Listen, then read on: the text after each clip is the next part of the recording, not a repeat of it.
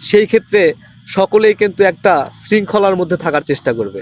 সে live দেখতে পারবে একদম সীমিত খরচে, একদম সীমিত খরচে।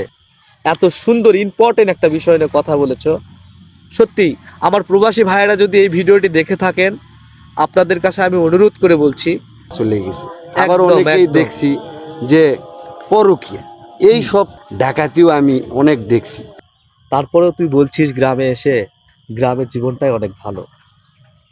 তাহলে একবার চিন্তা করে দেখ, যারা প্রবাসে গিয়েছে নিজের পরিবার ছেড়ে, মা বাবা ভাই বোন সকলকে ছেড়ে, সেখানে গিয়ে কত রকম চাপের কাজ করছে, তাহলে তাদের জীবনটা কেমন?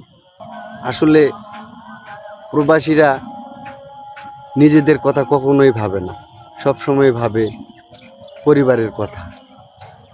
কিন্তু বাস্তবে প্রবাসীর ভাগ্যে বর্তমানে খুব দুঃখজনক হলেও কথাটা বলতে হয়, প্রবাসীরা শুধু কষ্টই করে পরিবারের জন্য, কিন্তু কষ্ট করে যে দেখে তাদের পরিবার যখন শোনে তার স্ত্রী কিংবা তাদের যে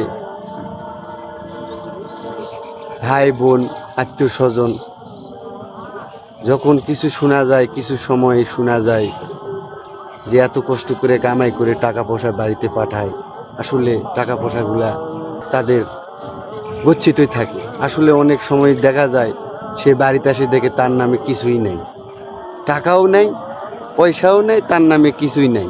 আবার অনেক ক্ষেত্রে দেখা যায় যে তার বউ নেই, এমন অনেক আমি দেখলাম, বুঝলাম, শুনলাম। আসলে তাদের জন্য আর কিছু বলার ভাষা আমি খুঁজে পাচ্ছি না।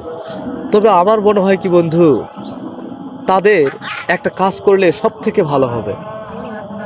তারা তো টাকা উপার্জন করার জন্যই পরিবারকে রেখে তারা প্রবাসে গিয়েছে, তাই না? তাহলে পরিবারের সঙ্গে তার যেন একটা সম্পর্ক সব সময় থাকে, অ্যাক্টিভিটি যেন সব সময় কথাবার্তা চলে, তাহলেই তো তার পরিবার অন্য কিছু করতে পারবে না। বিষয়টা এরকম না? হ্যাঁ, অবশ্যই। তাহলে আমার মতে প্রতিটা প্রবাসীর বাড়িতে এখন অনেক ডিজিটাল ক্যামেরা বের হয়েছে, যেটা পৃথিবীর যে কোনো প্রান্ত থেকে সেই ক্যামেরার ফুটেজ দেখা সম্ভব, লাইভ দেখা সম্ভব। অবশ্যই। অল্প দামে, অল্প টাকায়, 4-5 হাজার টাকা হলেই এক একটা ক্যামেরা হচ্ছে। 2 থেকে 3টা যদি ক্যামেরা লাগিয়ে দেয় বাড়ির মধ্যে, তাহলে তো প্রবাসীর পরিবার সারাদিন কি করছে না করছে তার থেকে বসে থেকে দেখতে পারবে, সবকিছু দেখতে পাবে।